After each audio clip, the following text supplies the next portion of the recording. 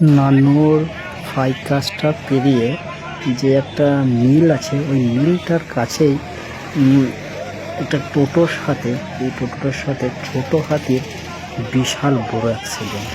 এই টোটোতে 3-4 জন ছিল, ছোট ছেলে একটা ছিল, 3জনাই মারা গেছে।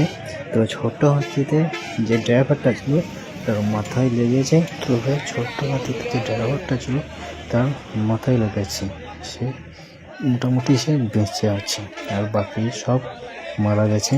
আর ওই যে বসে আছে আলে, ওই ছেলেটা ছোট হাতিতে ছিল, ও মরেনি। তবে এই অ্যাক্সিডেন্টটা বিশাল ভয়ানক অ্যাক্সিডেন্ট, বিশালভাবে টোটোটা জখম হয়েছে, বিশালভাবে ছোট হাতিটা জখম হয়েছে, এবারে বিশালভাবে মানুষগুলো মানে আহত হয়েছে, কিছু মানুষ, এবং কিছু মানুষ মারাও গেছে।